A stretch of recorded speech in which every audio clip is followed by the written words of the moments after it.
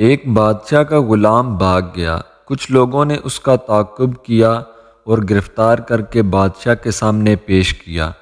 وزیر کو اس غلام سے دشمنی تھی۔ اس نے بادشاہ کو مشورہ دیا کہ اس کو قتل کر دیا جائے۔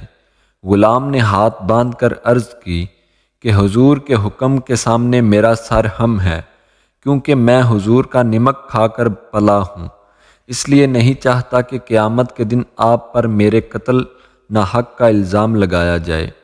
اگر آپ اجازت دیں تو میں اس وزیر کو مار ڈالوں، پھر اس کے قصاص میں آپ مجھے قتل کر دیں۔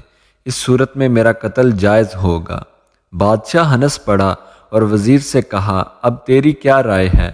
اس نے کہا، جہاں پناہ میری رائے میں یہ مناسب ہے کہ خدا کے لیے اپنے پدر بزرگوار کی قبر کے صدقے میں اس کو آزاد کر دیجئے تاکہ یہ مجھے کسی بلا میں نہ پھنسائے۔ یاد رکھ، جب تو کسی دشمن پر تیر چلائے تو یہ جان لے کہ تو بھی اس کے نشانے پر ہے۔